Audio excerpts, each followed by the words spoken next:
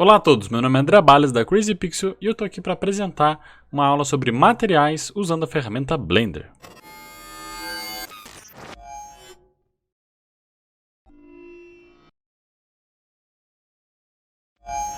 Nesta aula eu vou apresentar o Principed BSDF, o Super Shader do Blender.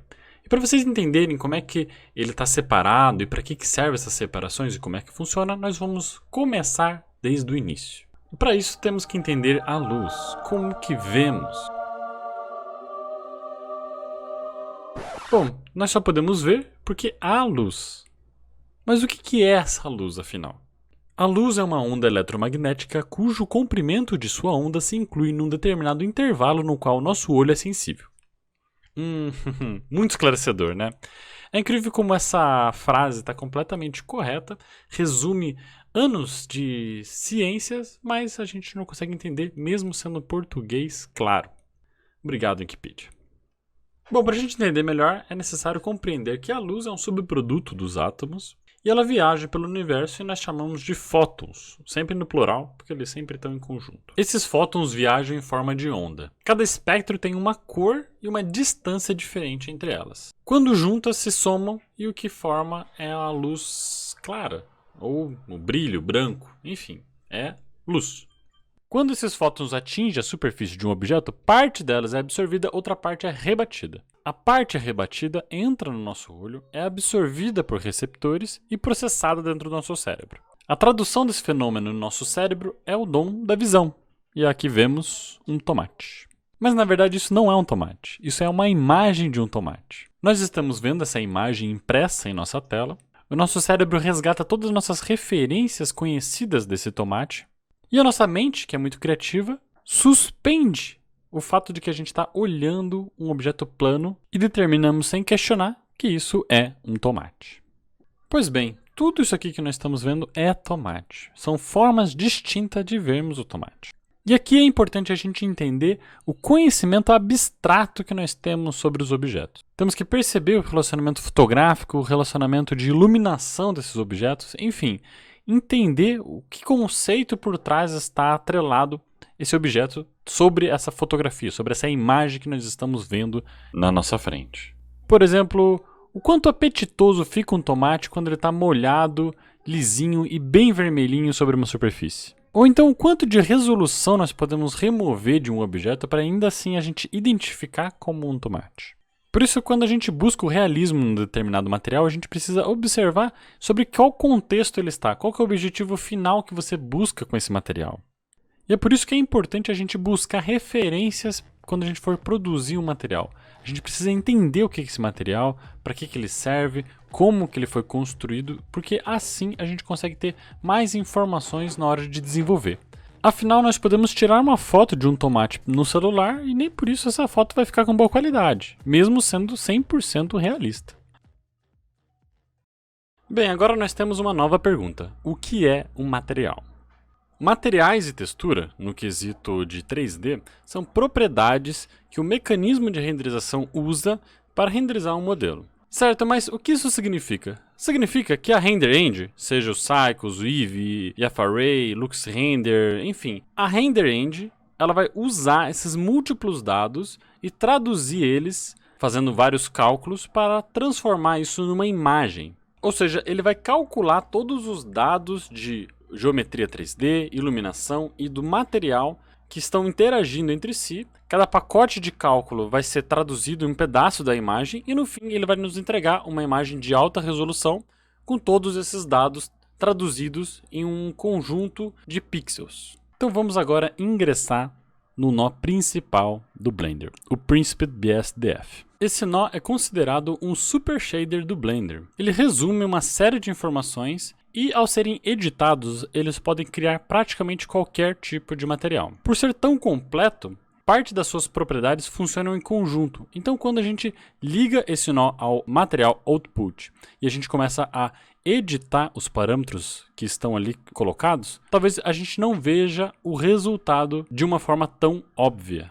Então, para facilitar o raciocínio, nós vamos remover parte desses dados e vamos ver um a um. Nesse nó simplificado, nós vamos ver primeiro o Base Color. E esse item é bem óbvio, é simplesmente a cor que o objeto vai ter. Em seguida temos o specular.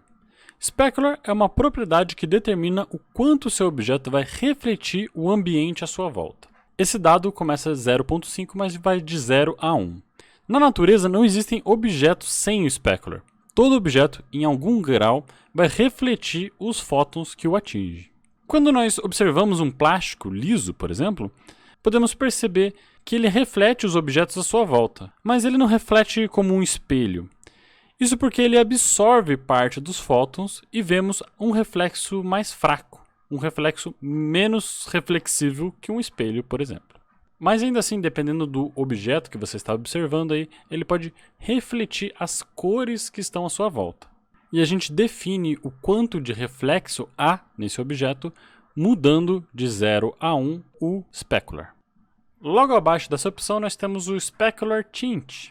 Essa propriedade ela vai transformar a tonalidade do specular, né, desse reflexo que ele está recebendo, de acordo com a cor do basic color.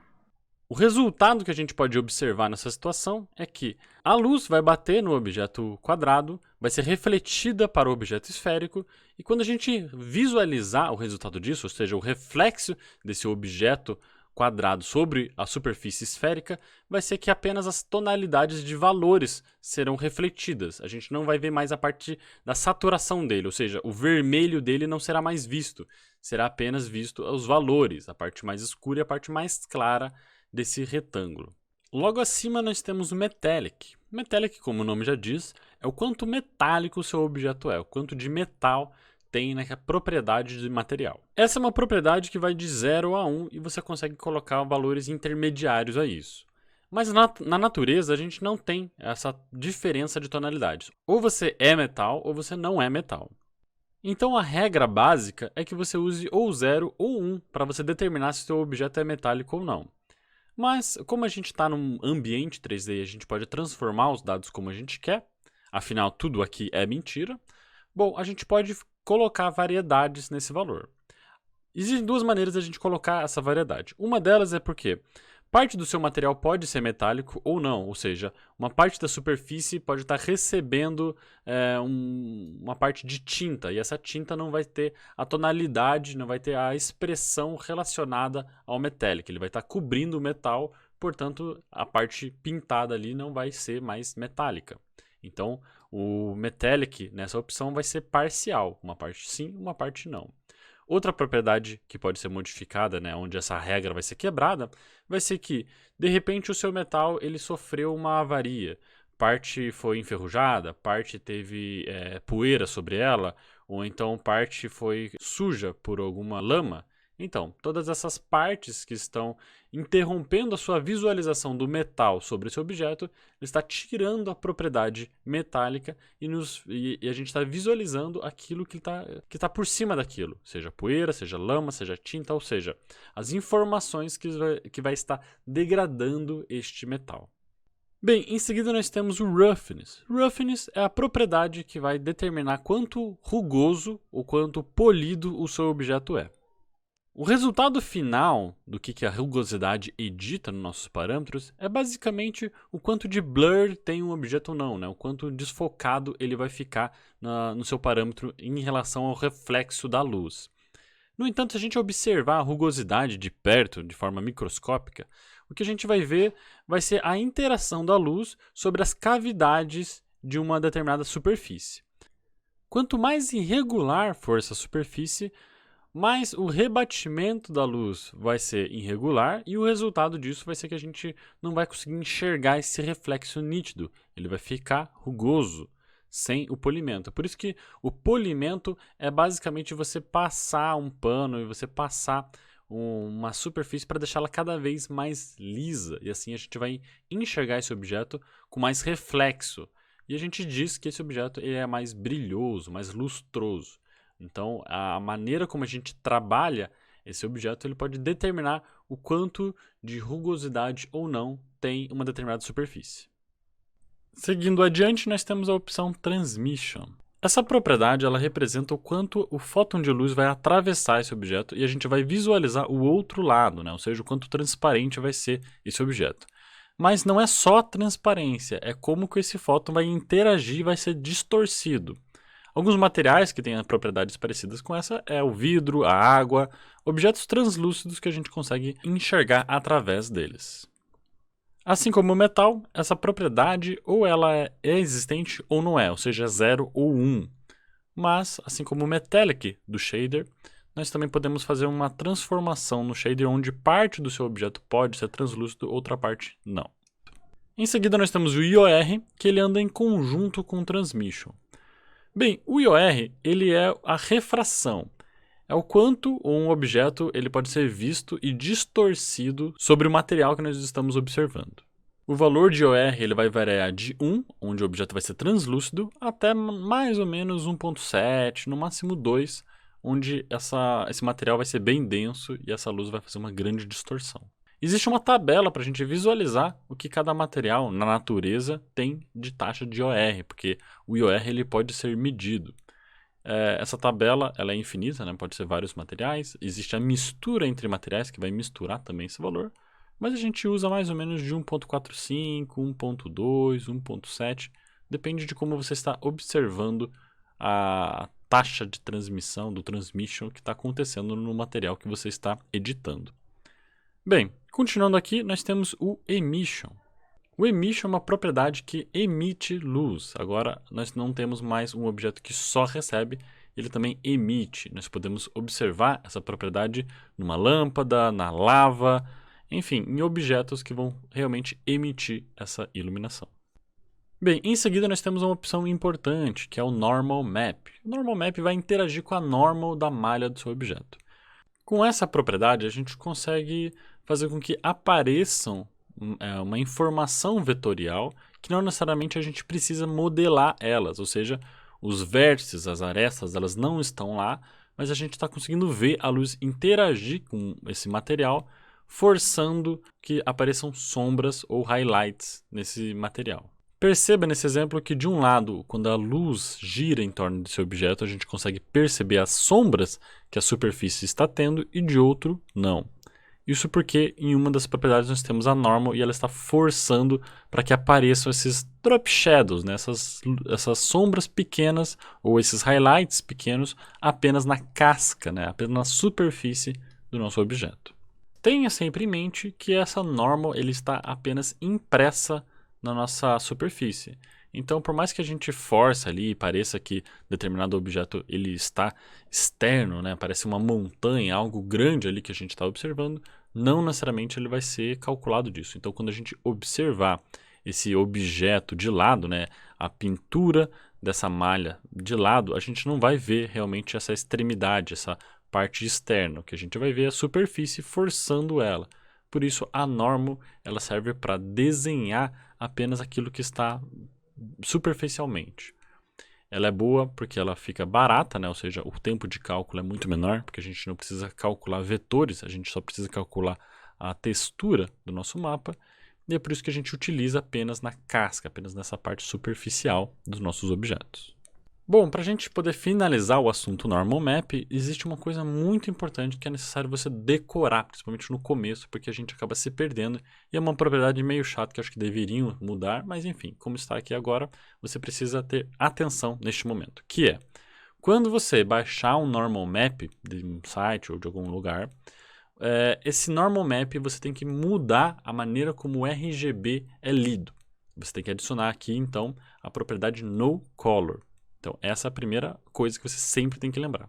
Se essa informação é em RGB, ou seja, essa imagem azulzinha, então você vai adicionar na interseção do Normal Map, ali dentro do Príncipe do BSDF, o nó Normal Map.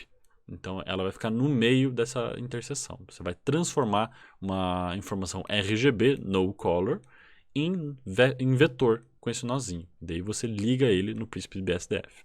Se você estiver utilizando uma informação em Heighten Map, ou seja, um valor de extrusão, que é normalmente preto e branca, aí você vai utilizar o nó Bump para ser a interseção para o Normal Map, tá? Lembrando que essas opções, essas informações são convertores para que ele faça sentido no Príncipe do BSDF. Por isso que a gente sempre precisa ter essas duas opções. Então, ou vai ser Bump, e daí o Bump não vai ser ligado no vetor ali, né? O Bump vai ser ligado no Heighten, ou vai ser Normal Map. Decore isso, preste atenção, porque sempre que você vê, né, se adicionou lá o seu material e ele parece estranho, parece que não está fazendo sentido, o problema está aí. Ou o seu Normal Map não foi adicionado, o nozinho, né? Ou o teu RGB, a tua imagem RGB não está com o No Color ligado, tá bom? Bom, se você chegou até aqui, então você já conseguiu entender um bom conceito do Príncipe BSDF e daqui em diante você já vai conseguir fazer vários materiais, assim, inúmeros materiais. Essa parte também você consegue converter boa parte de materiais de outros lugares, seja do Substance Painter, Unreal, Unity ou mesmo outros renderizadores. As informações que são passadas aqui, elas são parecidas em outros canais, em outros softwares, e daqui em diante você já vai conseguir transformar e ter quase todos os materiais que você precisa. As próximas propriedades que a gente vai falar são propriedades só para a gente descrever, a gente entender o que é o Príncipe do BSDF, todas as opções aqui atribuídas, por que elas existem, né, o que elas vão fazer de diferença e como que a gente pode perceber essas atuações, essas diferenças em conjunto, tá certo? Bom, então continuando, o próximo item da lista que nós vamos ver é o anisotropic. Este parâmetro, que atualmente só funciona no Cycles, ele força a superfície do objeto a ter uma direção no roughness. A gente pode observar objetos que tenham essa mesma propriedade, como por exemplo uma panela inox. Essa panela ela tem esse formato radial, onde ela foi polida, né, onde ela foi lixada dessa maneira, e quando a gente observa isso, a gente não enxerga necessariamente esses ruídos, mas a gente enxerga esse brilho que ela faz, e é por isso que o efeito dela é tão nítido.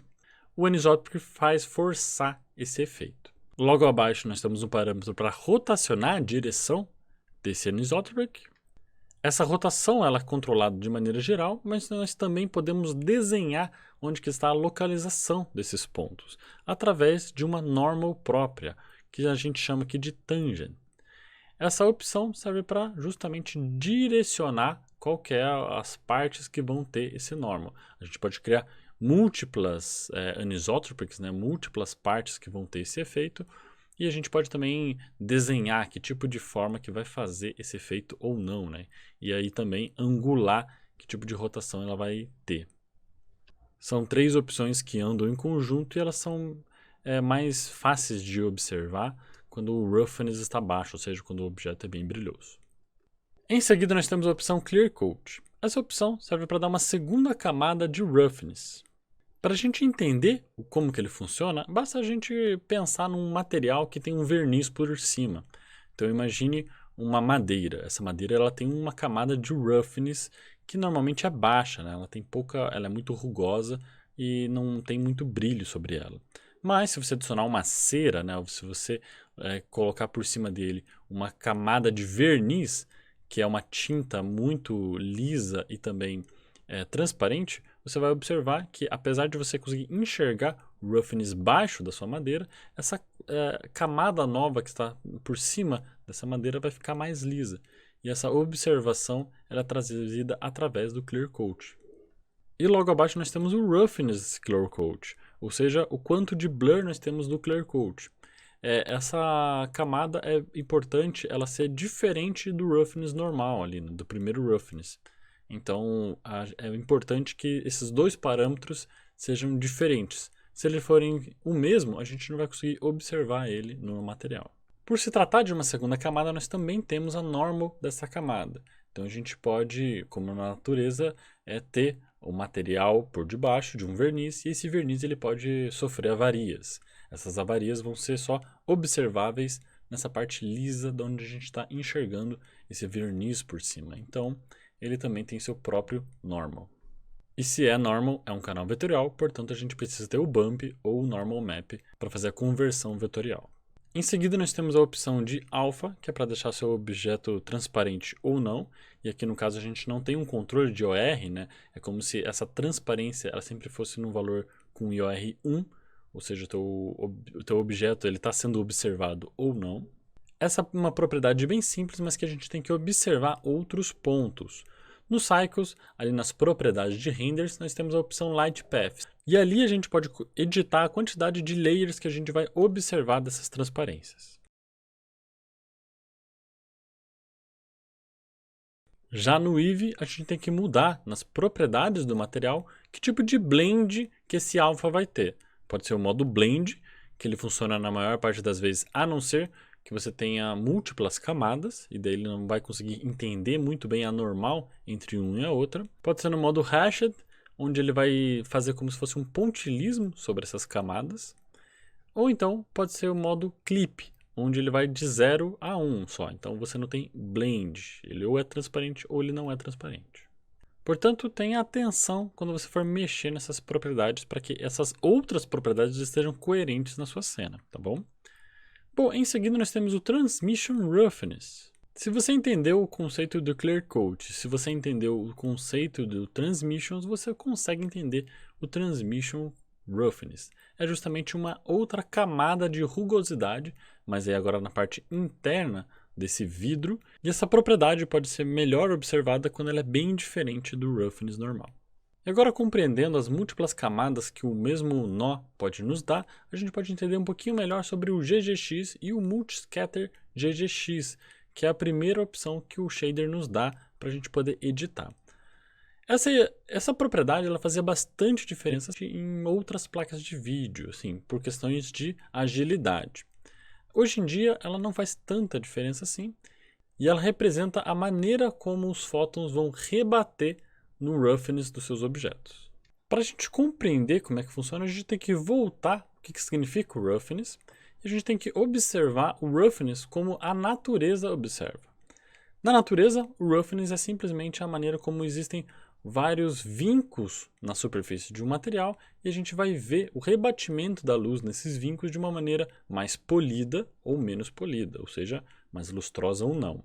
E é assim que a gente observa isso. Quando a gente vê isso num vidro, né, com transmission ligado, esse roughness ele também vai bater nesse vidro, mas ele vai atravessar esse vidro. Então a gente vai ver essa rugosidade e também a gente vai ver uma certa distorção sobre ela. O Multiscatter GGX ele vai calcular esse rebatimento e apenas o GGX ele não vai calcular. Então ele vai prender esse fóton e não vai extrair para fora. O resultado final disso que a gente observa é que a gente pode ver o teu vidro um pouquinho mais claro quando a gente tem diferenças de roughness. Então essa é a breve diferença entre o GGX e o Multiscatter GGX. No Eevee, ele não faz nenhuma diferença, né? Uma diferença apenas nos cycles, porque a gente está falando sobre rebatimento. Então, só com Ray Trace que a gente pode observar essa diferença. Se você tiver dúvidas sobre quando usar essa opção, tenta entender que sempre que você tiver algum vidro, o certo a utilizar ele é o Multi GGX. Mas se você tiver muitos objetos que tem vidro e que tem roughness, o teu tempo de render vai ser muito maior. Então, se você quiser economizar tempo e ter uma pequena diferença na tonalidade, deixa no modo GGX mesmo, que até porque é o modo que vem o Príncipe do BSDF. Agora que eu parei para pensar, acho que eu nunca mudei essa opção. Em seguida nós temos o Shen, e essa propriedade ela serve para mostrar com mais intensidade o Fresnel ou não. E Fresnel é essa bordinha que a gente está observando no exemplo. O Shen é uma propriedade que a gente dificilmente consegue observar, porque ele faz pouca diferença quando a gente muda o slide dele. Mas ele é para forçar essa parte e a gente observa isso em materiais como tecidos, onde você tem na natureza, né, o tecido, e esse tecido ele vão ter pelinhos em volta, né, vários fios soltos sobre essa malha. Esses fios soltos eles vão trazer uma outra direção da luz. E essa luz ela começa a ser melhor observada quando ela está de lado, né? Então os fios, quando eles apontam para o outro lado, você consegue enxergar mais brilho, tem mais reflexo para você. E é por isso que nas bordinhas ele vai ter um brilho diferente do que o brilho central. E assim como no Specular Tint nós temos a opção que pode puxar a cor do Base Color para forçar essa pintura do Shen, nós temos aqui também o Shen Tint, que faz a mesma coisa que o Specular Tint, né? Então ele puxa a cor do Base Color para o seu brilho, né? Então ele vem como um adicional ao brilho de sua borda. E por fim nós temos o Subsurface Scattering, o famoso SSS. Bom, mas o que é isso afinal? O Subsurface Scattering é quando a luz penetra na superfície do objeto e ela extrai para fora novamente e a gente consegue observar a tonalidade que estava lá dentro. A A gente consegue observar essa propriedade em quase todos os materiais. Porém, eles são mais fáceis de visualizar na pele, na cera, em plantas e até mesmo no mármore. Mas a verdade é que quase todos os objetos têm, em algum grau, o subsurface scattering. Prova disso é que se você pegar um plástico e colocar uma lanterna próximo a ela, ela também vai brilhar. A gente vai conseguir ver a luz atravessar por dentro dela, mesmo ela não tendo uma propriedade translúcida. Aqui no Blender, no Príncipe do BSDF, nós temos 4 opções para editar esses parâmetros. O primeiro que a gente vai visualizar é o próprio Subsurface. Nele, nós temos um valor de 0 a 1, que vai determinar se aquele objeto tem Subsurface Scattering ou não. Ou seja, é um valor de multiplicação. Assim como o Specular, assim como o Clear Coat, ele está mostrando para nós que a camada entre ter ou não ter Subsurface Scattering, ela vai ser multiplicada pelo valor descrito aqui nessa propriedade. Então o que a gente pode observar, copiando a natureza, é que esse fóton de luz ele vai estar entrando sobre a superfície desse objeto, ele vai estar batendo nos objetos mais densos ali dentro dessa superfície, e quando eles estiverem saltando para fora, a gente vai observar um pouco dele. Então ele dá essa cara um pouco de blur, um pouco de emissão dentro dele mesmo. Logo acima nós temos uma opção para editar a maneira como esses fótons atingem a superfície e rebatem lá dentro, que é entre o Christensen Burley e o Randall Walk. Essas opções elas só são diferentes no modo Cycles, com Ray Tracing ligado. A diferença entre eles, de forma superficialmente vista, é que o Christensen Burley ele tem um cálculo um pouquinho mais barato, um pouco mais rápido de você conseguir visualizar na Render Engine. No entanto, ele não é o processo mais correto matematicamente falando. Já o modo Randall Walk, ele tem um processo um pouquinho mais complexo, mas ele é mais correto. No entanto, quando o objeto ele é cortado, quando a gente tem buracos, ele não necessariamente vai fazer o cálculo também mais coerente com aquela propriedade. Então, para a gente mudar de um para outro, basta você testar na sua cena e perceber se nessa diferença entre a qualidade do seu render, ela foi equivalente à diferença do tempo do render. Porque normalmente o Christensen Burley ele é um pouco mais rápido. Ok, em seguida nós temos o Subsurface Raios. Aqui nós podemos observar que a entrada desse raio é uma entrada vetorial. Então nós estamos falando sobre a localização, sobre distância do vetor, geometria. E aqui é interessante a gente observar essa distância, porque aqui a gente está falando sobre o quanto o raio penetra nessa superfície. Vamos então converter o XYZ, essa informação vetorial, para RGB. Então são 3 informações de tom, de cor. O R, que é o red, vermelho, ele pode penetrar em uma certa distância. Então a gente pode adicionar aqui o valor de 0 e 0 para verde e azul e apenas 1 para a informação de vermelho. E depois com o Subsurface a gente vai calcular o quanto de multiplicação que esse vermelho vai atingir o resto da propriedade. Então são 2 propriedades em conjunto. Então nós temos a luz branca atingindo a superfície desse objeto.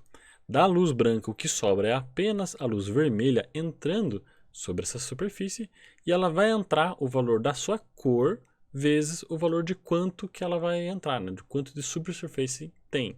Então esse é o cálculo que o nó está tentando desenvolver para a gente observar e editar. Se nós mudarmos a cor do vetor, ou seja, adicionar ao invés de vermelho o verde ou o azul, ou adicionar a mistura entre esses itens, o que a gente vai ter é uma informação de cor, a informação de cor que está penetrando. Se a gente aumenta a tonalidade do azul, a gente está simplesmente fazendo com que o azul apareça mais. E por que esse valor é de XYZ, é um valor vetorial e não é um valor de RGB? Porque normalmente o RGB ele não se extrapola a 1. E aqui, como a gente está falando sobre geometria, esse valor pode extrapolar a 1. Então a gente pode ter um fóton de luz que vai mais do que 1.